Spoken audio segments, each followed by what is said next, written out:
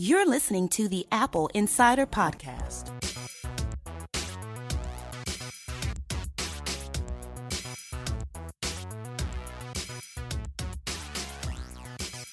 Welcome back to another episode of the Apple Insider Podcast. I'm Victor, and joining me is William... What's his name?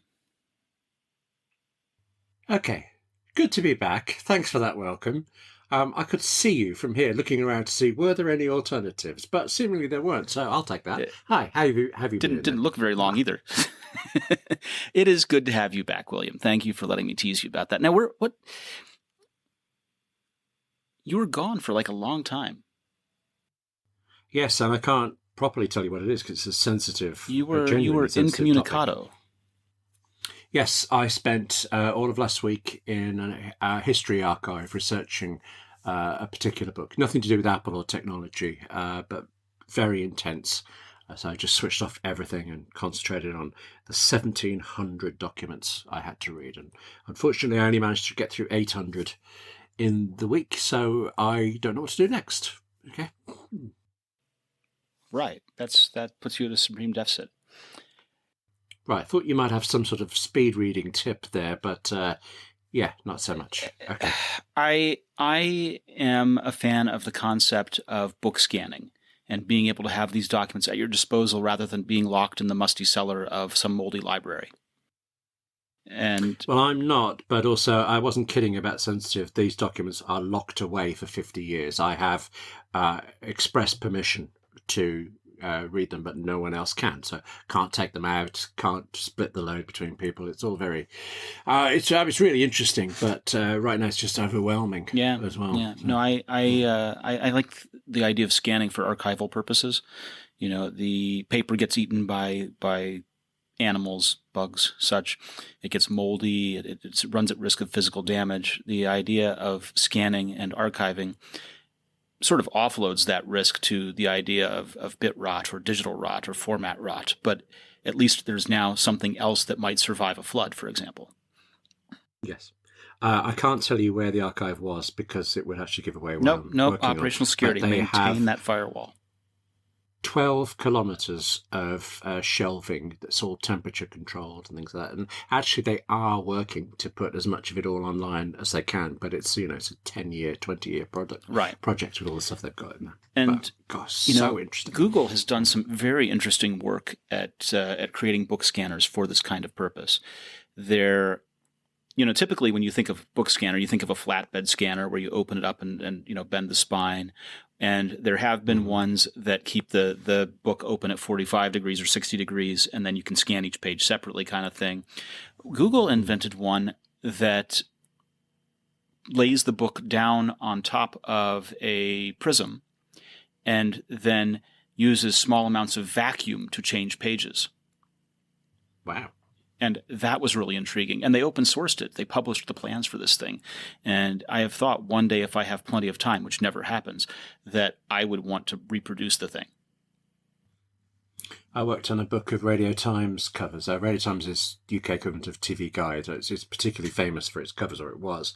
And I worked on a book on it in the end, but many years ago, we just wanted a few key ones displayed on the wall, and the only copies we had were bound copies of the magazine. So I was photographing them on a camera and then using Photoshop to warp them and things. And, not brilliantly successful, but enough that they were displayable in the office. So yeah, and this prism arrangement Google thing, with its vacuum, would have taken care of that and accommodated it for you. Yeah, let me down, though, didn't they? Didn't invent it in time. Absolutely. Okay. Now, how do we get onto that? Yes. Well, anyway, so hi. I think that backup is a reasonable topic. We could do a whole show about backup, the importance of it, and what you ought to do. I was reviewing a network attached storage device by Synology this week, and they make Time Machine possible to do over the network. So if you used to have a time capsule product, or you used to have a hard drive connected to your Airport Extreme, and you no longer have that, you could connect a hard drive to a Synology router, like the RT2600AC that I reviewed a few months back, or you could connect it your network attached storage device and do that. and have your time machine backups on the network that way. And backup is just so critical. They also have cool things in the product, like the ability to make your own cloud and use your own cloud applications. So you can see your files and access and view them from iOS apps or also from the Mac.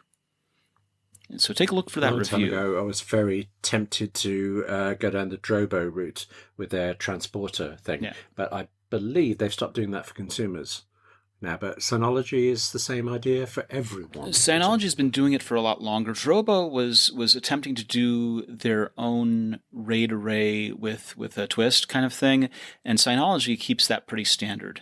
They don't fool around with what the drive balancing is like and stuff like that. They just, here is your network attached storage device. You can arrange the volumes in a RAID. So, for example, I have, I have about 34 terabytes in one of those units sitting on my network. And it works great for multimedia, so I can go ahead and have media stored on it and display that on Apple TV or my phone and do it both inside or outside my home network. I have documents and mail and chat and all those kinds of operations on there, and can use it as my own personal Dropbox or Google Drive kind of thing. It's pretty cool that way. I am struggling with a Mac Mini that I love, but has the smallest SSD you can get. I couldn't afford a bigger one. And I also knew that I had tons of external hard drives, but I am struggling to manage it all and find some sort of system for how to get stuff off when I'm done with it. So get it back quickly. I would suggest a network attached storage device like this for you. And I would suggest using your, just as Apple encourages people to use documents and desktop as iCloud. Yeah.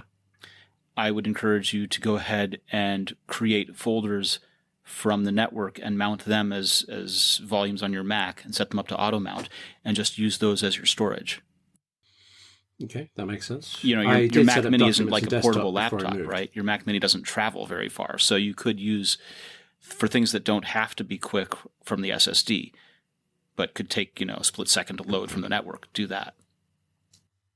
That makes sense. Though actually I have travelled with this Mac Mini. It is so ludicrously small. Yeah. It's very handy. Well, but the other beauty of the network attached storage is that because it's on the network, if you go ahead and create what they call a quick connect, which is essentially dynamic DNS, then you can access all of your files that are home while you're traveling.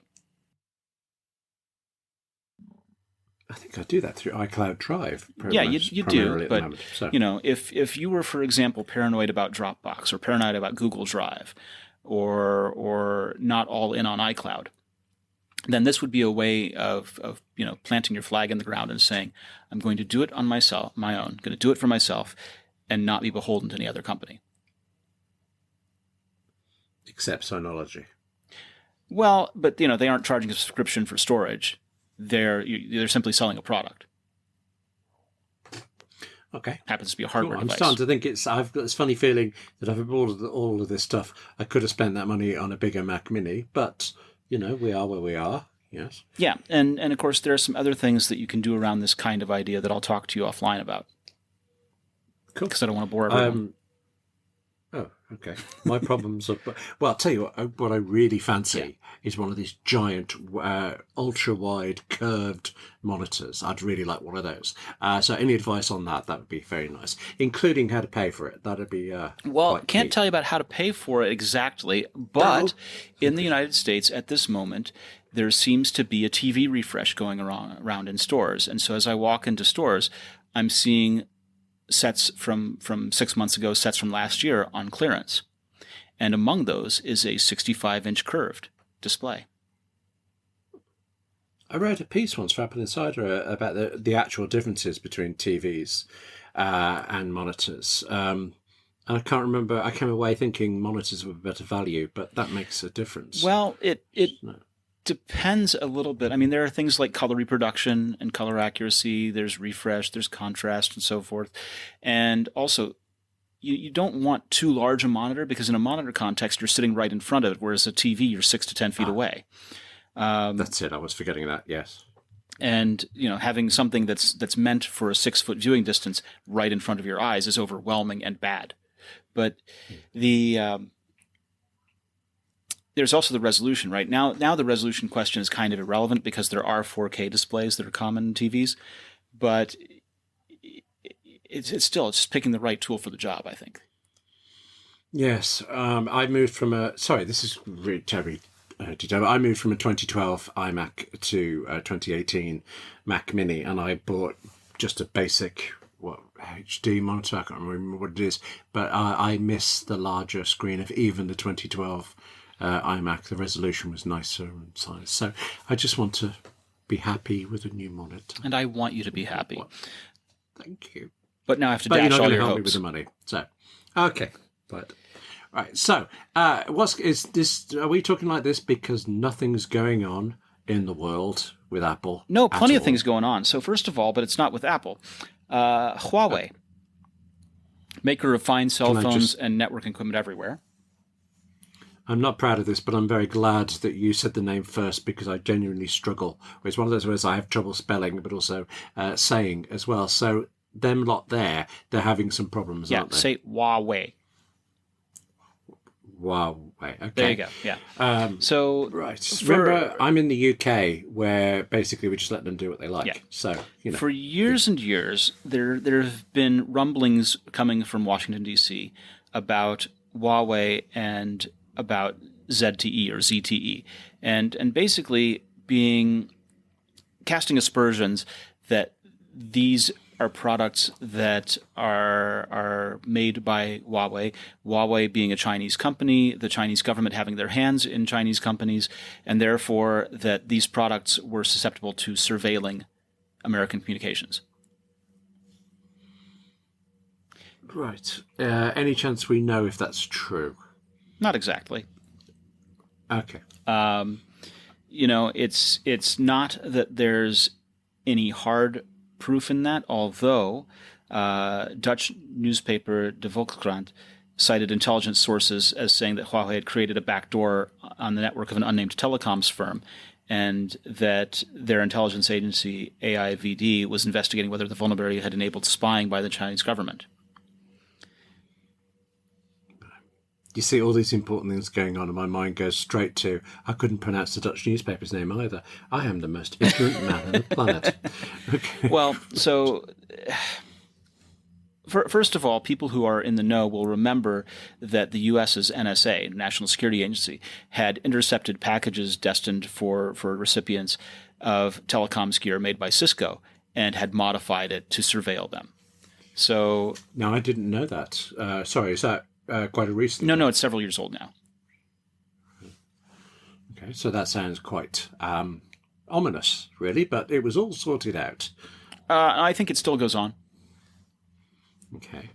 Are we all thinking of the Bloomberg accusation from last October? No, this is not like the Bloomberg accusation. The Huawei accusation kind of is, but for the NSA accusation, there was evidence for that, and it was not planting chips on the board as Bloomberg was accusing Supermicro of doing or being victim of.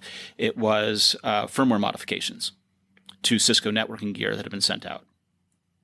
Oh, right. Which even I think is possible compared to soldering an extra right. processor onto the board. Yes. I mean, it's a network product. It's connected to the network.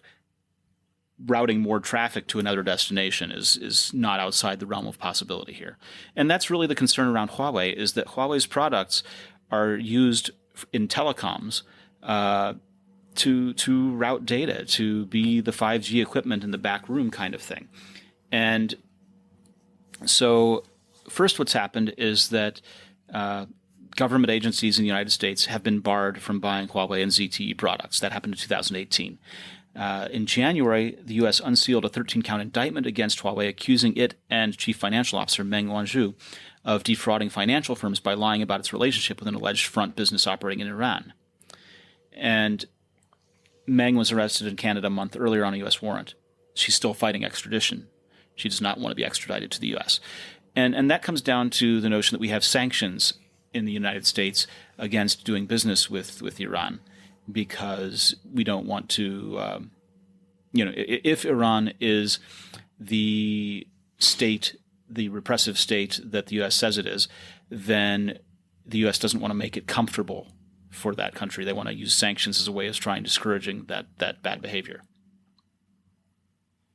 She's still in Canada. In Canada, yes. Where are we? 5 months on. Yep. Wow. There are worse places to be. I mean, Canada's lovely. Yes, but one imagines, I mean, she's the CFO. You'd think she has quite a lot to do. Is she able to do it from there? I mean, I'm not assuming sure. Innocence until proven guilt. I'm not sure. You know, we're saying that she's still the CFO, although if we're mistaken, it's possible. I mean, at some point, it could be like Carlos Ghosn in Japan, where he's been accused and imprisoned a few different times as the Japanese try and prove their case against him, to the point where he was no longer able to fulfill his responsibilities as CEO of Renault and of Nissan. So she's probably not really having a holiday in Canada. Let's put it like that. Probably not. If you're busy fighting extradition, it's not much of a holiday. No. No. And you can't even go to Disneyland, which I understand is very nice. And also not in but Canada. a little far away. Well, you know, her choice. She could come to the States, but okay. And also not get into Disneyland, yeah. Well, yeah, but from closer. Okay. Right. So that's kind of the problem with Huawei, and it's a problem for us all. Why? Can you guess? Because if Huawei has all of these difficulties, it could actually cease to be, and we wouldn't get phones that I understand have very nice cameras. Well, it's not only about the phones. It's the problem with the networking gear is that if you want 5G cellular communications, you have to have a phone that has a 5G chip in it, right? Yes, and actually, I can break some news here. 5G is coming to my area of the UK around June, July time. Yeah. I'm hoping my iPhone will work with it. Okay, your iPhone will not work with it immediately, and we'll talk about that in a moment. But Yes. but here's the problem, is that you have to have the 5G part in the phone, but you also have to have the 5G part at the towers, at the offices for the cellular communication companies. Yeah, I can't afford a tower. What are they asking me to do here? And so, okay, but yes. So if you don't have both parts of those things in place, then you can't offer that service. And Huawei is basically poised to become a major player in 5G infrastructure, or at least they were until this intervention. So, okay, I'm seriously wondering how that will affect its work in the UK, because one imagines the UK, where it's poised to do the same thing, is such a smaller market compared to the States that it's probably not economically viable compared to doing the US. And the other question is the UK, because the UK and the United States are close partners in many things, is the UK going to follow along with this ban? Well, so far we've been making more fuss about leaks about the discussions than about the discussions themselves. So I would bet probably not. Although, hang on, we do have Brexit, don't we? That's a good point. I wouldn't bet on Huawei surviving here either. I mean, Vodafone is going to switch on 5G on July 3rd. And right, that's the one I'd heard about. Yeah, yes. And so, well, I couldn't be sure if you were talking about Vodafone or if you're talking about EE or something else. But no, I didn't know the date, but it was Vodafone, and I've heard rumours that EE is following soon. But I'm on EE, so I hope that's true. All right. Well, Vodafone is going to be using the Huawei 5G technology. Oh. Yeah. Maybe everybody should just wait for Apple to bring out 5G modems. Well, but Apple isn't going to be doing the back-end stuff. Apple's not going to be making the equipment for the network closets. So Apple is doomed then? No, but yet again. Who else can you imagine might offer 5G equipment? I genuinely haven't the faintest idea. I couldn't even tell you the players in the market. I mean, I only knew about Huawei because I've read about the news. There's a simple company, a small outfit you may have heard of called Qualcomm. Oh, right. Yes. Yes. Yeah. Okay. So Qualcomm doesn't typically make this kind of back-end product, but they make parts that could enable it. So you might get a Cisco product, for example, that works with the Qualcomm part. Now, I have no insight into production of such a thing, but obviously if Huawei is not going to be available for purchase, especially for government contracts, that's going to mean there's an opening there in the market. Maybe Intel will run to fill it because they're not doing anything else. Well, and Intel, as you remember, just got a tongue lashing from Apple. So we know that the Intel part has never performed as well as the Qualcomm part as a modem in the phones. And in 2017, Hardware Technologies VP Johnny Sruji is said to have barked at Intel's Venkata Rendukintala during a meeting at Infinite Loop, according to a source for the information. Now, Sruji was frustrated with Intel's work on the XMM 7560, which was intended for the 2018 iPhones. The modem wasn't functioning properly, two sources said, and even though Intel had already overhauled it 4 times to try and put it on par with the Qualcomm chips, and they'd missed multiple deadlines along the way, it still wasn't working right. And Sruji said, is reported to have said, "This would never have happened at Apple under my watch." And Apple is believed to be creating their own 5G modem under Sruji. Senior staff are telling engineers the chip's going to be coming in 2025. Now, 2025, you go, oh my God, that's a long way away. Oh, yeah. Are you watching Years and Years? Russell T. Davis's new thing that's already moved on to 2024. It's closer than you think. Well, it's closer than you think. And also the thing to remember is that it takes about 2 years to do an iPhone, start shipping. And so what that says is that they're going to be using Qualcomm's 5G chips across the board for the 2020 iPhones. And they'll get one more generation out of them for 2022. And then by 2024, 2025, they'll be ready to use their own. They'll probably be developing and testing this all the way along because they're working on it now. So they'll produce them, they'll test them, they'll have them going on, and then switch over to them for the phone for that after they've proven that they're really ready to go. I know this is inevitable, but every time Apple comes out with a new iPhone, there's a little bit of me that thinks they're standing there saying this is the greatest thing ever, but they know what the next one's going to be, and presumably it's going to be better. Every time. Isn't Johnny Ive recently said something like he's forever living 2 years in the future? Yeah. Something like that. Yeah. But the thing is that the 2 years in the future stuff isn't in mass production, is frequently not even ready for beta testing. And so the most he could actually live is like, a year in the future to 6 months in the future. If he were talking about a device that was in testing, that was something he could take out into the world and use. And remember, take out into the world is also skeptical because now you have to hide it and prevent that it's not in the form factor that it is and all that stuff. So it's... but Apple Park is so big, you just go out for a stroll, you'd be fine. Yeah, it's right. true, fair enough. Yeah. But the...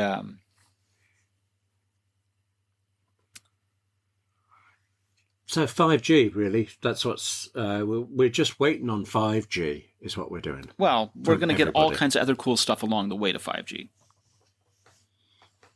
Such as? I know right now, isn't there a thing in the States where there's... I'm sorry, I think it's AT&T, but I can't remember. That's showing 5G when really it's 4 and a bit G or something. Correct, yeah. AT&T were doing that. Sprint sued them. There's a whole kerfuffle about that right now. And Verizon has said that they're launching 5G, although their 5G is sort of a draft 5G. It's not real 5G, but it's not 4.5G like AT&T's. But okay. Verizon's let everyone know that when they're really doing 5G, that they're going to charge you a premium for it. That you can get your 4G LTE as you always have been, but if you want the good stuff, you're going to have to pay more. As opposed to your Vodafone over on your side of things, where they're totally content to say, hey, 5G, come at it. No additional price premium. Yes. Well, I imagine Vodafone is counting on the fact that when you can do more with your phone, you will do more. And so that therefore, they'll get you on caps and rates and things like that. But still, I was surprised. I took it for granted. I unthinkingly assumed I'd have to pay more for 5G. So good on Vodafone. I mean, the rule is that whatever AT&T wants to do is going to be customer abusive. You can guess that right away. Because AT&T has never been very good at this stuff, right? They have always tried to find ways to make you use less, or tried to change the definition of their terms of their contract so they don't have to provide the service that you actually were getting. Right. Are they the lot that changed the word unlimited to mean very limited? That is them, yes. But this is Marbell, isn't it? I can't remember my American telephone history, but right. So American Telephone and Telegraph. We trusted them. American Telephone and Telegraph, or Marbell, was the one monolithic company until about 1984, when they were broken up and they split off into the baby bells.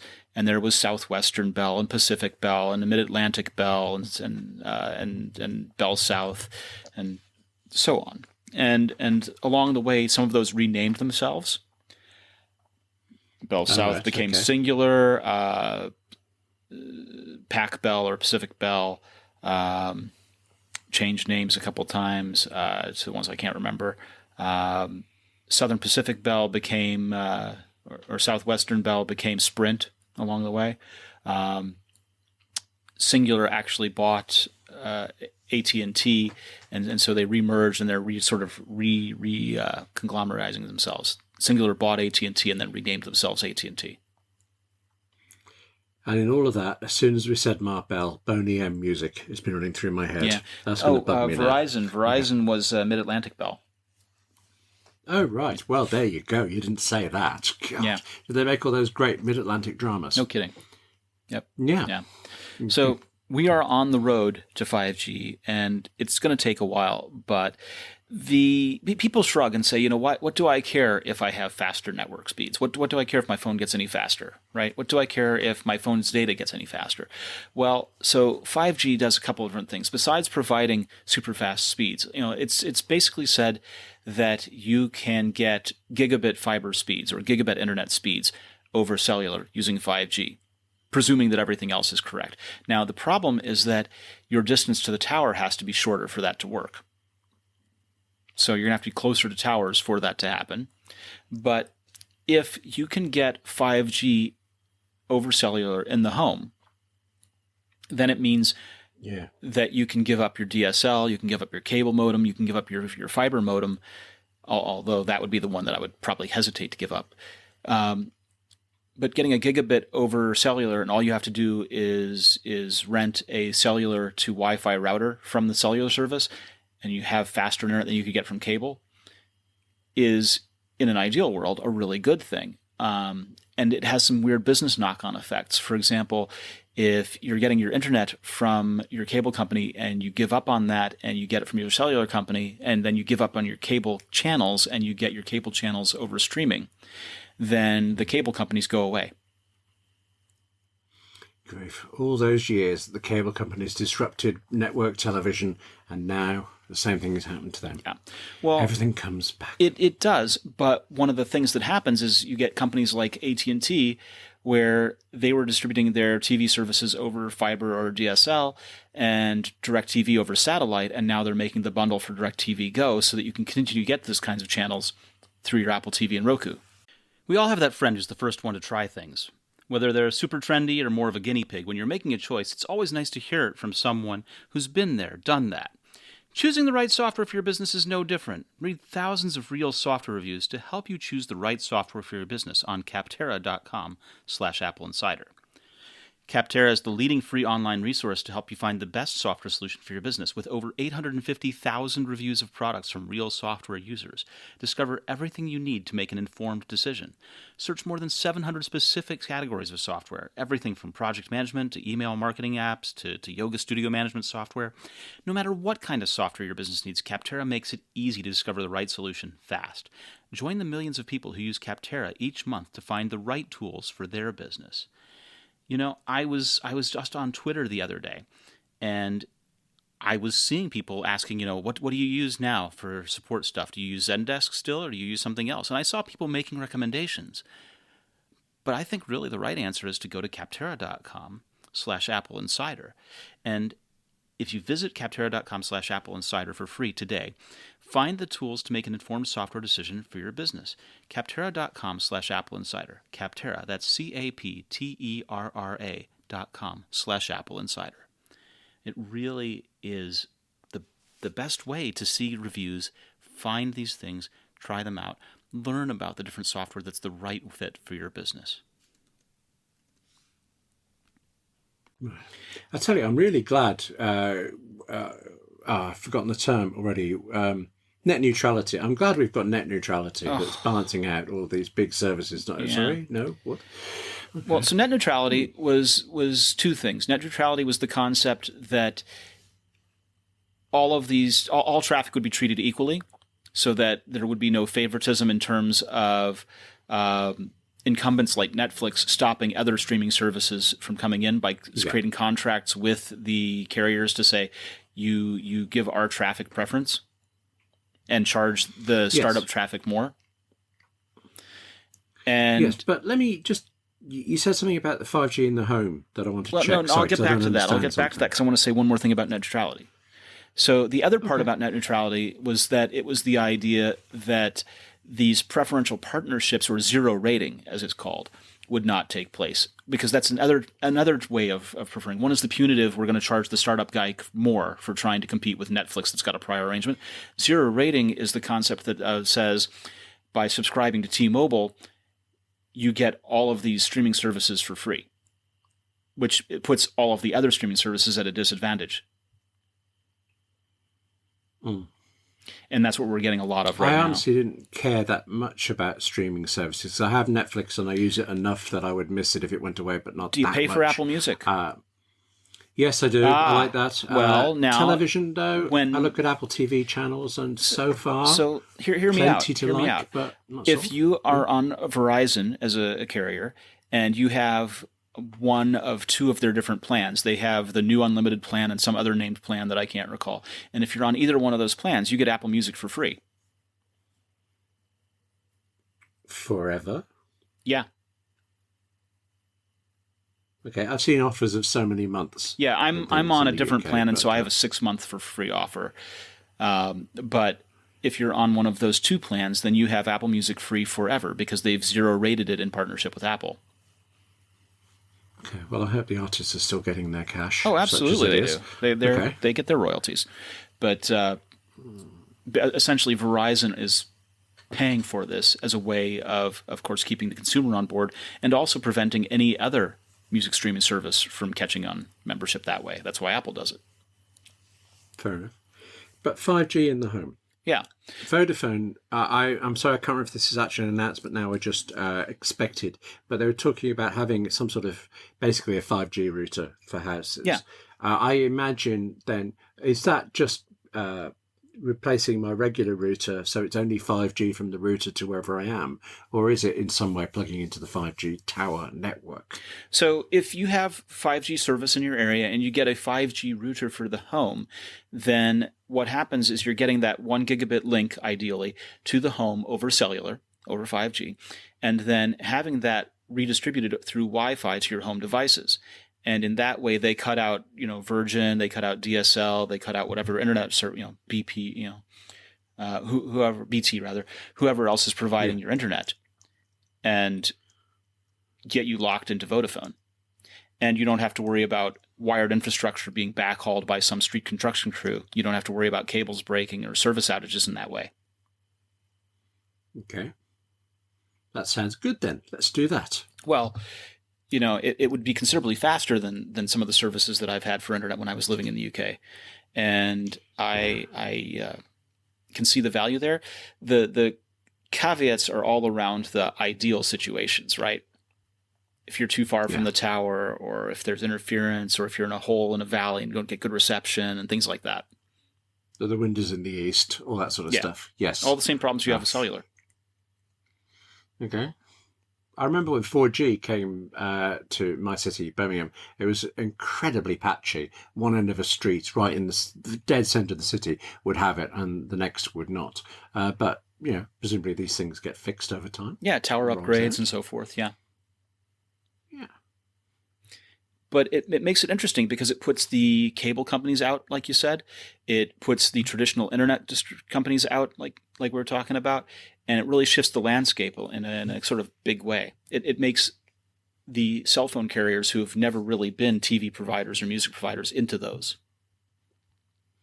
And we also have people like Apple who have not been TV providers actually making the content. So suddenly television is in the hands of people who don't know what they're doing. Well, and that was the thing was, should Verizon buy a Netflix, right?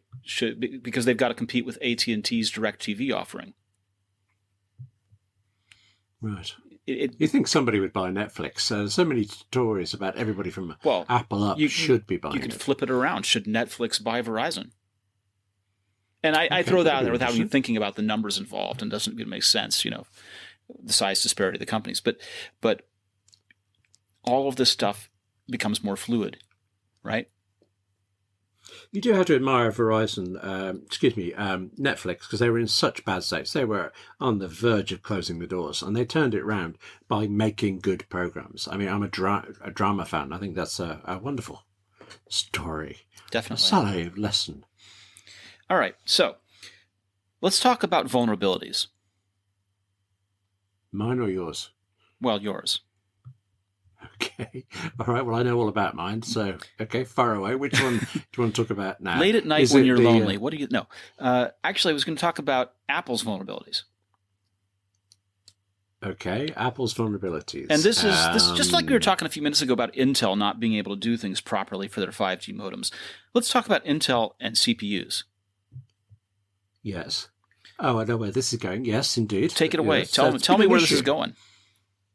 Previously on Intel, I'd have to look up the actual term that Intel uses for it, but I was going to call it. I'm going to get the name wrong again.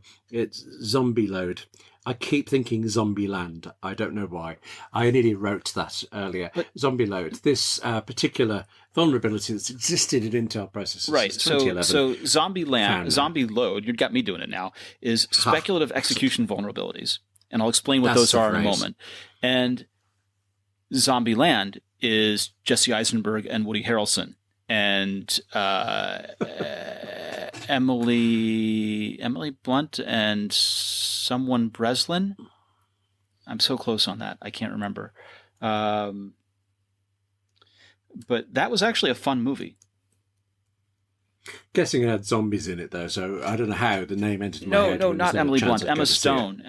So Woody Harrelson, Jesse Eisenberg, Emma Stone, and Abigail Breslin. Yeah. And it's a post-apocalyptic comedy zombie film. Another one of those. Grief. Okay. Right. But it was really fun. I can recommend you to watch that one. I think you'll enjoy it. You can recommend it, and I'll thank you for that, but... it's okay.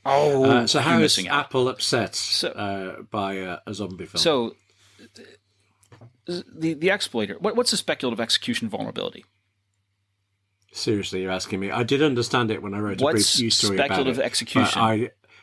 I read 40 pages of Intel documentation about this, and I am proud of the fact that I held it in my head for long enough to find something useful to write about it. But it's not sticking in there now. Whereas I think you eat this stuff for breakfast. So go on, you tell me, what is the speculative thinking? Right. So when you have a processor,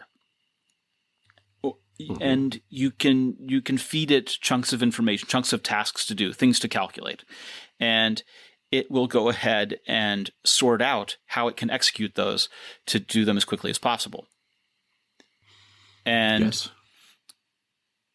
we could discuss the old John Rubinstein videos from the G4 and G5s where he was showing how different parts get executed by different parts of the processor. Or we could look back to the iPhone announcements where they've shown us that we have 4 cores, 2 that are fast and 2 that are slow, and we use those to process things differently, kind of thing.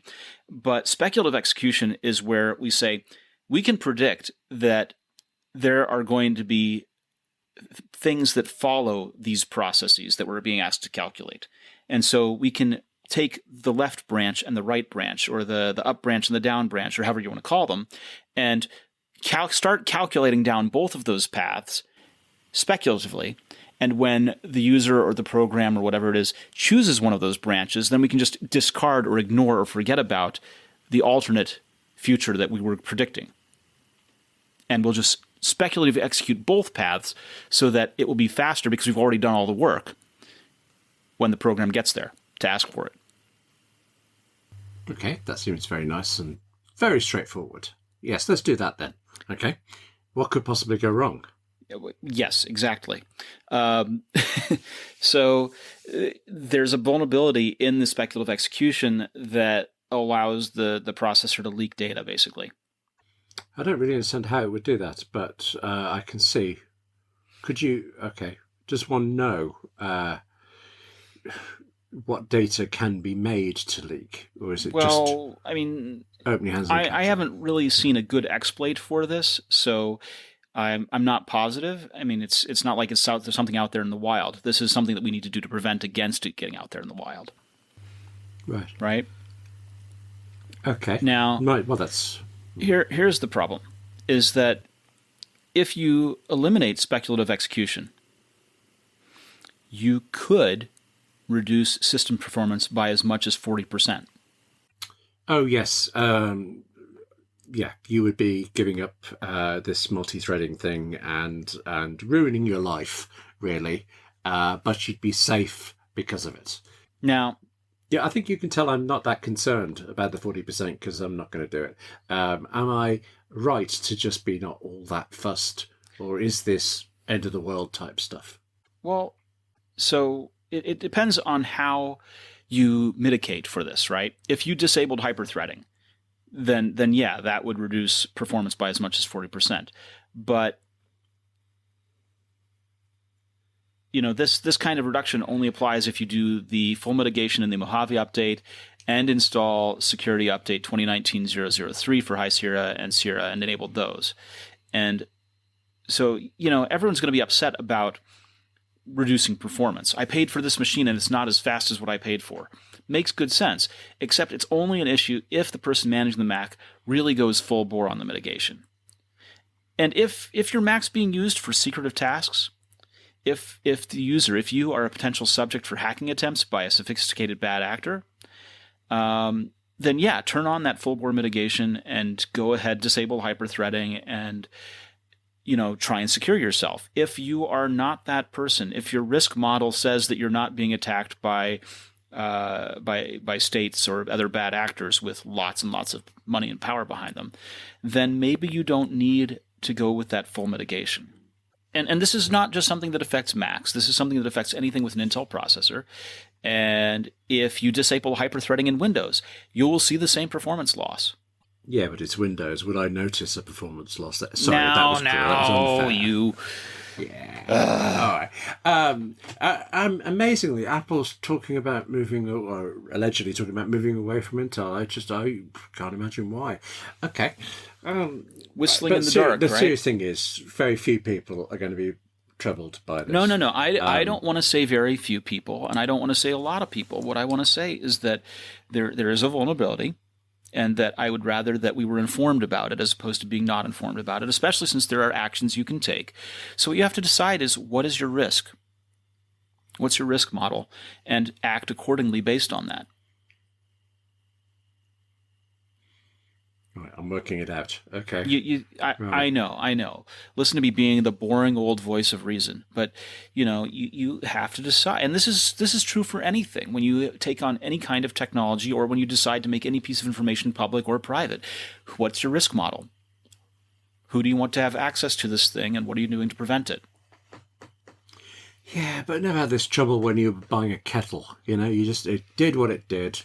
And now you say that, but I want to crazy. point out, this morning I was filling up petrol at the petrol station. I was getting gas from my car. And I went inside to pay because I would prefer to go inside and pay and use the payment terminals at the counter in front of the employee than the terminals built into the gas pump. Is this because you long for human contact? Yes, I'm desperate for it. That's why I talk with you, actually. But I wondered. I'm not knocking that, by the way. I'm just throwing it out there. There are a number of cases where gas pump terminals have been hacked, and hacked with Bluetooth, so it's possible for the thief who wants to steal your credit card details to do so via Bluetooth from the pump. Okay, genuinely hadn't heard that before. Oh, yeah. Now, totally documented. Excellent. And really really good. Yeah, and I went in and talked with the employee inside, and she's like, "Yeah, I understand it. If one of those feels suspicious, come in here instead and let us know." And so I do that. And when I was talking to her this morning, she said that the person in front of me was out there trying to use the terminal at the pump and came in because he couldn't make it work. And she told me, I have to reboot those things twice a day. I have to reboot the gas pumps twice a day. She said, just like your computer. And I said, well, when everything's a computer, when you put a computer in everything, you're going to have to do something like that maybe. Suddenly I'm hoping those gas pumps are HomeKit enabled and you could just press a button on a phone. That's the way we should go. I think think that they are wired into the building as opposed to being wireless. Okay, fair enough. And as we know, a wired connection is more secure anyway, than a wireless connection. So there you have it. But I think my advice goes like this. I would tell our listeners that the Mojave patch, feel free to go ahead and install it. You should totally install the patch. Decide for yourself whether or not you want to use the ability to turn off hyperthreading in Mojave or not. I would also tell you that be mindful about where you get your software from. Be mindful about your network connections. Right. That's a good point. I mean, I'm not very keen on the Mac App Store because most things I want aren't in there, but it is a good source for this, and at least you can trust that, what imagined. Even if the app isn't distributed in the Mac App Store, if it's signed so that it takes part of Gatekeeper and sandboxing, then it's safe to use. If it says this is not safe to use and we're not going to do it, the path around that has been to go to security and system preferences and click open anyway. Mm-hmm. And instead of doing that without thinking, consider who's the developer and why haven't they gone to the trouble of signing their application? Sure. It's hard to imagine a serious developer not doing it, but I mean, I'd be happy. The Omni Group, for example, I trust them with my credit card details and probably have done many, many times over. But it's when you go to those obscure download sites that collate things from all sorts of places and you're never quite sure where. When you're trying to get little utilities to do something and the developer of the utility doesn't appear to have their own website, I get wary around then. Well, mixed, right? If you're going to GitHub or something like that and getting it directly from the developer from his code site. True. That's a good point. Yeah. Yes. You upgrade your smartphone, your TV, and your laptop, but when's the last time you upgraded your home Wi-Fi? The future of Wi-Fi is here, and it's time to welcome Wi-Fi 6.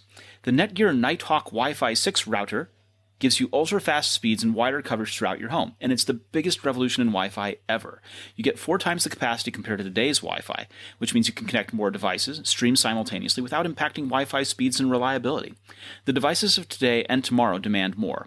Your old Wi-Fi is timing out, and you need the latest and high-performance Wi-Fi that can keep up with you and your entire family. If you stream your shows on services like Netflix or Hulu, the newest line of high-performance routers from Netgear will eliminate buffering and let you stream smoothly, even in 4K. It's like giving your streaming the VIP treatment. If you game online, lag will be a thing of the past. Turn your Wi-Fi up to 6 with a Nighthawk Wi-Fi 6 router. Check it out today at netgear.com/Wi-Fi 6. That's netgear.com/Wi-Fi and the number 6.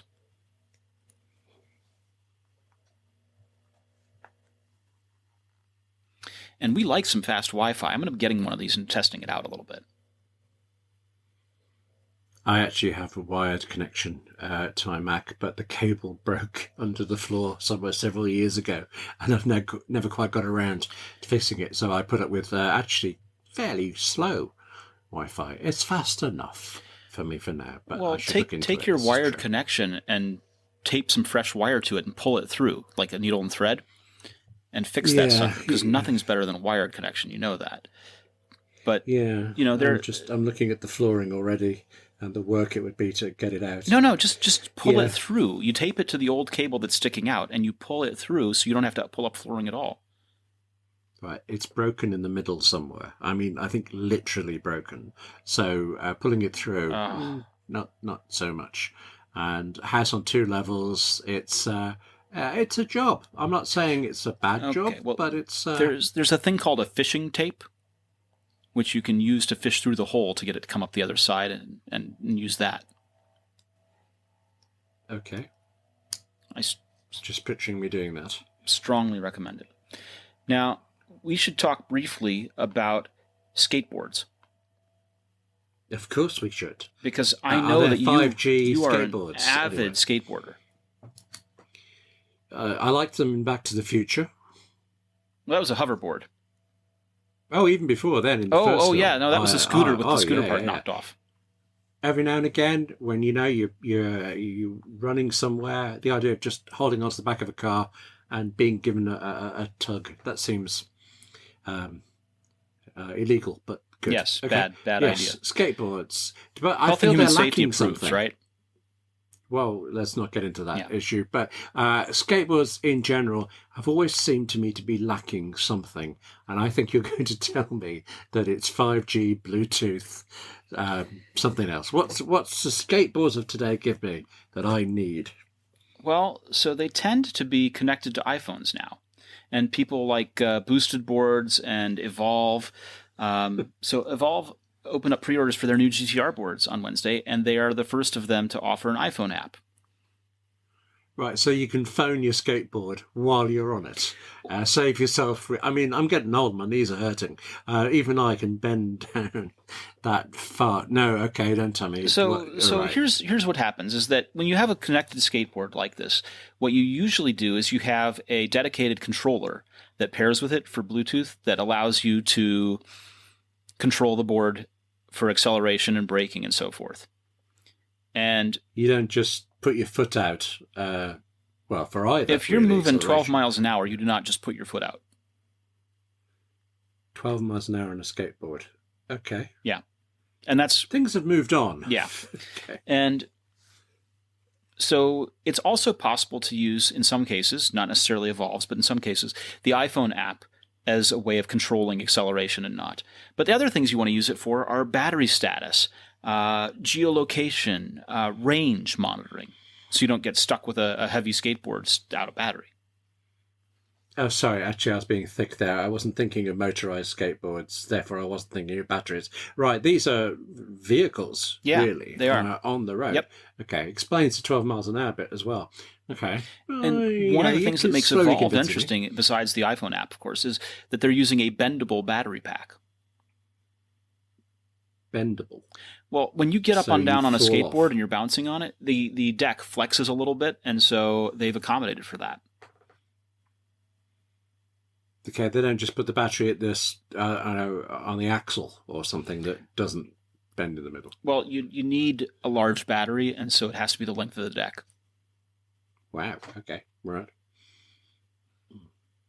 Bendable. That's interesting. Yeah, it really is. I mean, this is an interesting board, and it's got really big wheels. It looks like an off-roading board.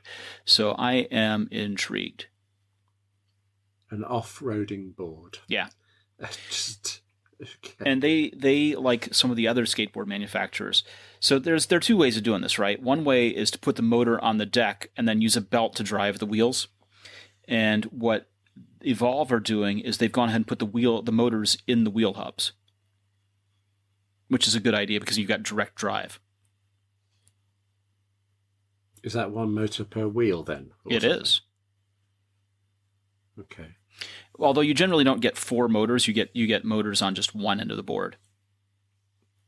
Right, but so 2 opposite each other. Yes, right. yeah, I was just thinking how that would work with my limited mechanical knowledge. But apart from you'd want them to be in sync, really, I can't see a problem with that. Okay, that sounds good. Yeah. Now, these boards aren't exactly affordable. They do cost. This particular board we're talking about seems to start at about $1,899.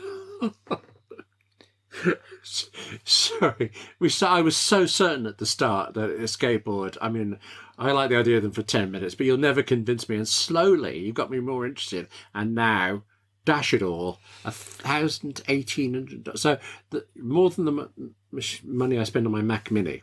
Well, I could buy a skateboard. Here's the thing, right? We talk a lot about the future and the future being electric vehicles or future being self-driving vehicles or so forth.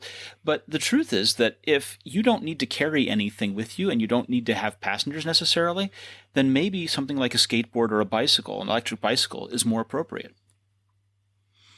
Okay, I always have to carry things, but yes. Right, but I mean, okay. if we're talking about decongesting traffic, if we're talking about reducing the number of high-speed accidents, if we're talking about just getting around within a town or a city, there are alternatives to the traditional gas-powered car. And, things like this could be one of those. That makes sense. Or we could all just work at home and all lose all human contact. We can't all be William. No, although in fairness, I think everybody should have a turn. I think it's actually a stolen joke from Aaron Sorkin. But there we go. Yes, okay. All right. I have one last item I want to talk about with you, and then we'll go ahead and wrap things up. Okay. So, why am I wary about this? This feels ominous. It's not ominous. I've got one more thing to say to you. I have one thing left to say to you, bucko. So, end-to-end encryption. Yes. Good thing, bad thing? I think unquestionably a good thing. What's it mean? What's it mean? From the start of the bit where you type to the end of the bit where you get information from, it's all encrypted and safe and nobody can get in the way. Not even anyone in the middle? Well, one would hope not. I mean, if you're if you're typing and it's encrypted and you're sending it through someone's service, they can't get at it? One would... I'm now suddenly doubting myself just from the way you're looking at me, but one would have thought that's the entire definition of end-to-end encryption, except you know better. I want to tell you that you're absolutely and entirely 100% correct. Okay, that's a Dear Diary moment, but all right, yes. Except that it comes down to the implementation of such a thing. Oh, okay. I mean, if you get it wrong, you get it wrong. I can see that, yes. Okay, so if you leave a bit out in the middle, if there's a security flaw in the design of it, then there can be an exploit to that flaw. Yes. Are you thinking about Bloomberg's latest? How can we say this? Thorough investigation of security technology. So there was a WhatsApp attack that was particularly nasty, which said that if you got a phone call through WhatsApp and didn't even answer it, that could then start sucking down all of your data from your phone.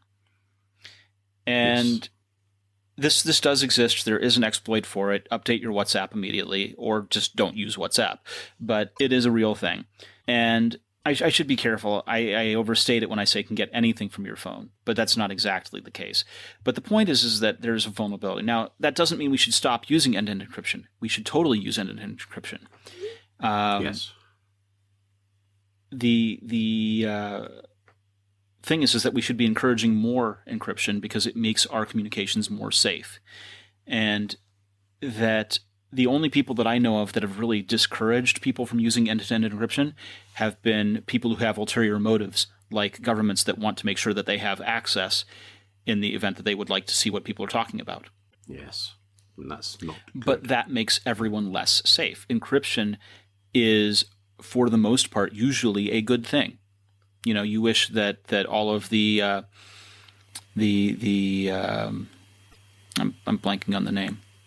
All the bad people in the world? Well, no, but a couple of years ago, there was a hack where employee records were stolen from government. And they weren't encrypted at all. Had they been encrypted, then those government employees would have been saved the hassle of dealing with identity theft. Right, yes, good point, yes. Right? Encryption is not just good for the consumer, it's good for government, it's good for lots of places. I mean, I see government and places like that as consumers, just quite a lot of them. Yes. Yes, it's good Bigger for us contracts. all. Yeah. Yeah. Now, the Bloomberg story that is talking about this hack says that truly secure communication is only really possible in the analog world, and then old school spycraft applies, which is nominally true, except that no one's really encoding on paper their address records. I'm sorry, but I think you're being very generous to Bloomberg there. The entire reason for that spycraft reference is that they didn't have a way to illustrate their story other than a shot from Tinker one Tailor of the Soldier Spy. dramatizations of Yeah. Yes, which is a very good film, very good book, very good original BBC adaptation, but shoved in there just for the purposes of illustration. Yeah, this was a puff piece that basically said we should not encrypt stuff, and that's dumb. Yes, because a criminal could break into your house, you might as well just leave the door open for everybody. Oh, you don't need doors, William. What's this nonsense? You're being antisocial by having doors. Right. People should be able to walk freely through your place. I want to hear the Little House on the Prairie music playing at this moment. If you could sort that out. Okay. Yes. I don't think I have the license for that. Okay. Right. So Bloomberg stood up a daft article and things, but they did actually correct it, to be fair. At some point, they've updated it to wedge in a line about how encryption is necessary. We wouldn't know that, but they, in full disclosure, they actually say at the bottom, brackets, updated to reflect what encryption actually does. Yeah, something you would have thought the article would have said first. Yeah, whoops. But there it is. So, yeah. Frustrating. Also dangerous, I think. I mean, we're sounding amused by it because we know what it's about. But if you don't know, I was looking into it to see what people were thinking. And there were lots of discussions on Twitter about people who'd never thought about it before, wondering if this was correct. So it had already put basically nonsense information into people's heads. And those people were trying to find out. But how many of us bother to find out everything? I mean, I certainly don't. Yeah, difficult stuff. Very difficult stuff. Well, William, this brings us to the end of a fantastic episode. I'm so glad to have you back. Thank you. It's nice to be here doing this with you instead of in my own head and 800-odd documents. But don't go away again soon. I will try not to. Yeah. Thank you. Well, I'm Victor. You can find me at VMarks on Twitter. I want to recommend all of our listeners check out the podcast of a dear friend of mine, Scout. Now, Scout has the Scout Tech podcast. It's on iTunes. It's on anchor.fm/ScoutTech. And she interviews people and finds out all about their careers from the point of a 13-year-old. It's really enlightening being able to listen to people in technology explain themselves to a person of that age. You start to learn a little bit more about things. She's interviewed particle physicists, and this week she's interviewing Jason Leopold, who files Freedom of Information Act requests with the government. So it's pretty cool to hear about. William, where can people find you on the internet? Well, clearly, listening to this podcast. Yeah, Scout Tech I'll be listening podcast, to that. Yeah. But probably sitting beside at W Gallagher on Twitter or William at AppleInsider.com, their email. Fantastic. We'll be back next week, everybody. And when we do, I want you to think about when's the last time you upgraded your home Wi-Fi. Turn your Wi-Fi up a notch with Netgear's new line of Nighthawk Wi-Fi 6 routers. Whether you're gaming online or watching Netflix in 4K, it's like giving your streaming the VIP treatment. You'll enjoy buffer-free streaming and zero lag no matter how many devices are connected to your network. Upgrade your router at netgear.com/Wi-Fi 6. Make your Wi-Fi feel young again. Wouldn't we all like to feel young again? I am, so I'm fine. Yeah. Perfect. Okay, we'll be back next week, everybody.